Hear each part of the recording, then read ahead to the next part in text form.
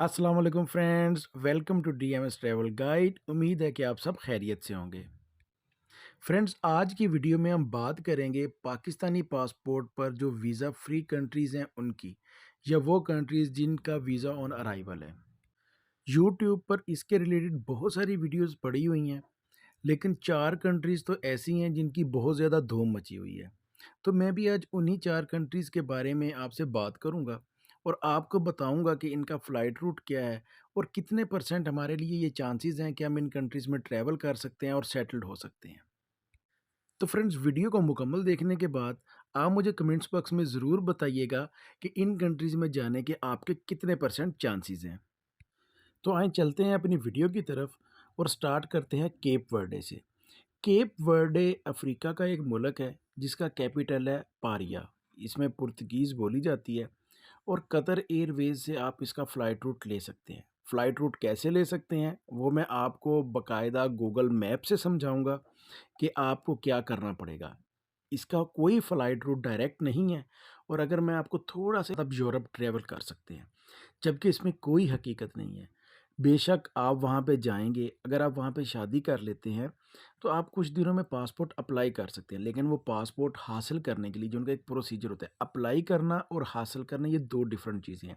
आपने passport apply कर दिया, लेकिन जब आपको पासपोर्ट मिलेगा तो उसमें 6 से 8 माह का टाइम लग जाता है। अब 6 से 8 माह केप वर्डे रुके।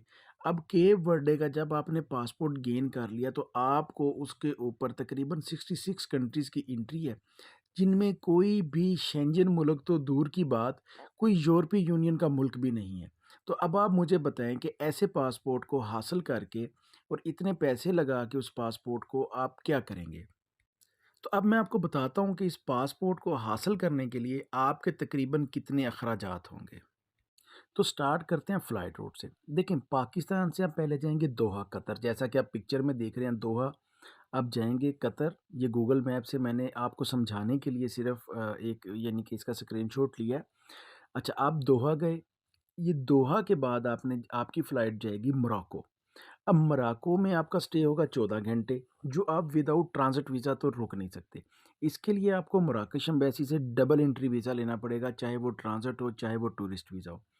अब जब ये वीज़ा आप हासिल करेंगे उसके बाद आप कतर एयरवेज़ से दोहा गए, दोहा से आप मोरक्को पहुँच गए, मोरक्को कासाब्लांका में उतरेगी, कासाब्लांका से ये फ़्लाइट अगली जो 14 घंटे के बाद होगी ये आपको लेके जाएगी पारिया, जो इनका कैपिटल सिटी है। अब आप जब पारिया पहुँच गए, अब फ़्लाइट रूट जो आपने चूज़ किया कतर एयरवेज़, उसके अलावा ऑप्शन नहीं है। ये फ़्लाइट जो मिनिमम है वो साढ़े 3 लाख रुपए की है। अब साढ़े 3 लाख रुपए की ये फ़्लाइट है, मराकश का वीज़ा, चलें ये छोटे-छोटे एक्सपेंस को हम इग्नोर कर देते हैं, लेकिन जो मेन और मेजर एक्सपेंस है अगर हम उन्हीं को काउंट डाउन करें, तो वहाँ पहुँचने के बाद आपको रहने के लिए डेफ़िनेटली पहले कुछ दिन आप होटल में स्टे करेंगे, उसके बाद आप कोई अपार्टमेंट देखेंगे, कोई रूम देखेंगे, आपको उसका रेंट पे करना होगा, तो ये एक्सपेंस आपके वहाँ जाते ही स्टार्ट हो जाएँगे। फिर रह गई बात पासपोर्ट को हासिल करने के लिए, अब जो सबसे बेहतरीन और तेज़ तरीन रास्ता है वो है शादी। अगर आप किसी भी वहाँ की लड़की से पेपर मैरिज करते हैं और उनको ये बताते हैं कि हमने आपसे शादी करनी है पासपोर्ट के लिए, तो वो कम से कम $2000 आपसे लेती हैं। $2000 को आप पाकिस्तानी रुपीज़ में काउंट डाउन करें तो ये तकरीबन 5 लाख रुपए बनते हैं। अब 5 लाख रुपए का एक्सपेंस ये है, साढ़े 3 लाख रुपए की आपकी टिकट, और 6 से 8 महीने में जब आपका पासपोर्ट मिलेगा, तो तब तक आप 4 से 5 लाख रुपया वहाँ रहने का खर्च भी कर चुके होंगे।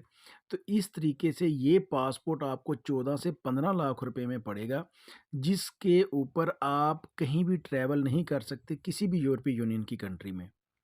इस पासपोर्ट के ऊपर सिर्फ़ आप पनामा कंट्री की एंट्री ले सकते हैं, जो कि साउथ अमेरिकन कंट्री है, लेकिन मैं नहीं समझता कि ये कोई बहुत अच्छी डील है। इसमें कोई फ़ायदे की डील है आपके लिए, क्योंकि पनामा जाके भी आप एक एज़ अ टूरिस्ट स्टे करेंगे और वहाँ पे नए सिरे से आपको डॉक्यूमेंटेशन करनी होगी, या फिर आप इल्लीगली वहाँ से इधर-उधर निकलने की कोशिश करेंगे, जो मैं बिल्कुल रिकमेंड नहीं करता। यानी अगर आपने केप वर्डे की नेशनैलिटी ली और वहाँ से आपने पनामा की टिकट परचेज़ की, जो फिर लाखों में होगी, जो तकरीबन $1500 के अराउंड होगी, ठीक है? यानी कि आप 18-20 लाख रुपए लगा के एक ऐसे पॉइंट पे पहुँचेंगे जहाँ से आगे फिर आपने इल्लीगल होना है।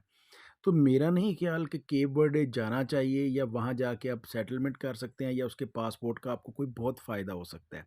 लेकिन यूट्यूब पे इसके रिगार्डिंग बहुत सारी वीडियोज़ बनी हुई हैं कि जी जो केप वर्डे जाएँ, पासपोर्ट लें और फिर यूरोप में ट्रैवल करें। आप खुद इसे अपने तौर पे सर्च करें गूगल पे। आप देखें केप वर्डे की पासपोर्ट की रैंकिंग देखें और केप वर्डे के पासपोर्ट के ऊपर जो वीज़ा फ्री कंट्रीज़ हैं उनको देखें। और उसके बाद मुझे कमेंट बॉक्स में बताइएगा कि क्या आप केप वर्डे जाएँगे और इसका पासपोर्ट लेना चाहेंगे? जबकि इस पासपोर्ट को लेने में तकरीबन आपका 14 से 15 लाख रुपए का एक्सपेंस हो चुका होगा। फ्रेंड्स, दूसरी कंट्री है ट्रिनिडैड एंड टोबैगो। अब टू बी वेरी फ्रैंक, अगर मैं आपको बताऊं तो ये कंट्री मुझे बहुत पसंद है, क्योंकि यहाँ पे इंग्लिश बोली जाती है, इसलिए आपका जो लैंग्वेज बैरियर है वो ख़त्म हो जाता है, कम्युनिकेशन आप कर सकते हैं। दूसरा, ये मुल्क बहुत ज़्यादा महंगा भी नहीं है। अच्छा, तीसरा, यहाँ पे इंडियन कम्युनिटी बहुत ज़्यादा है, जो लोग बहुत पहले के वहाँ पे गए हुए हैं। ये कैरिबियन कंट्री है और ये मैं आपको मैप में भी दिखा रहा हूँ कि ये पनामा के अपोजिट है और ये एक जज़ीरा नुमा कंट्री है, जज़ीरा है ये, ठीक है? ये बहुत अच्छा कंट्री है, Trinidad and Tobago. Port of Spain जो है वो इसका कैपिटल है। यहाँ पे जाके भी आप शादी करके या बाय इन्वेस्टमेंट बहुत जल्दी अपनी डॉक्यूमेंटेशन कर सकते हैं और इसका पासपोर्ट हासिल कर सकते हैं। अब ट्रिनिदाद एंड टोबैगो के पासपोर्ट के ऊपर पूरा शेंजन ज़ोन, यूरोपीय यूनियन के तमाम कंट्रीज़ और इंग्लैंड भी इसके पासपोर्ट पे फ्री है। यानी वीज़ा फ्री ट्रैवल आप कर सकते हैं और ये एक बहुत स्ट्रॉन्ग पासपोर्ट है।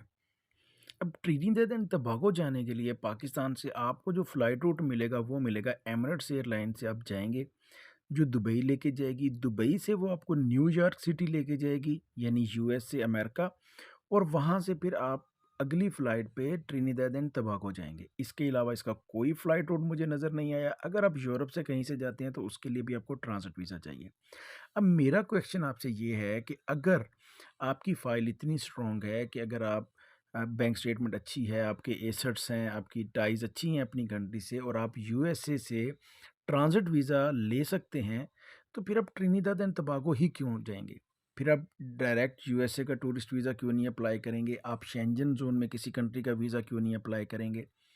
तो एट द एंड यूट्यूब पे बहुत सारी वीडियोस पड़ी हैं इसके रिलेटेड। ट्रिनिदाद एंड टोबैगो की मैंने बहुत वीडियोस देखी हैं, लेकिन इसका कोई फ्लाइट रूट नहीं है जो डायरेक्ट आपको लेके जाए।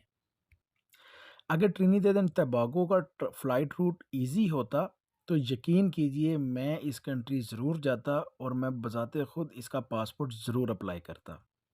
फ्रेंड्स, उसके बाद एक कंट्री है कुक आइसलैंड। ये ऑस्ट्रेलिया और न्यूजीलैंड के पास वाक़या एक जज़ीरा है, जहाँ पे डॉलर्स चलते हैं और वहाँ पे जो इकॉनमी है वो बहुत बेहतर है।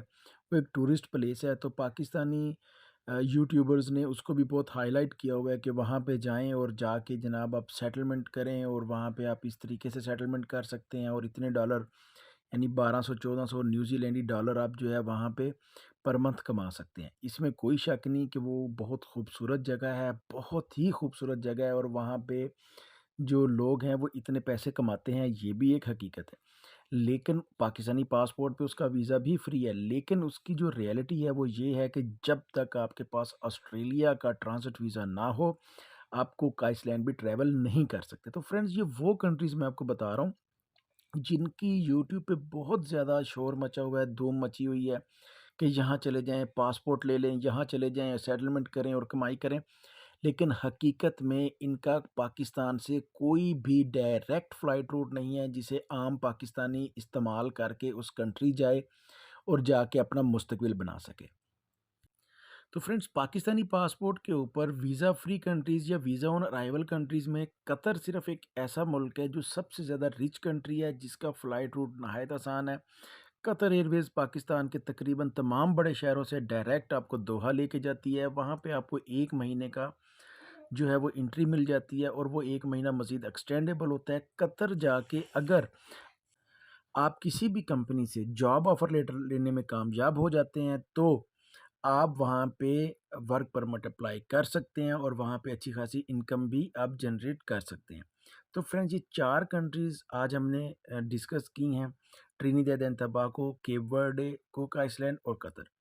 तो फ्रेंड्स, यूट्यूब पे बहुत ज़्यादा वीडियोज़ देखने के बाद मैंने ये डिसाइड किया कि मैं आपको बताऊँ, आपने मुझे कमेंट बॉक्स में अपनी राय ज़रूर देनी है। अगर कोई इन्फॉर्मेशन ऐसी हो जिसका मुझे नहीं पता या जो मुझसे मिस हो गई हो तो काइंडली आप कमेंट बॉक्स में मुझे ज़रूर बताइएगा।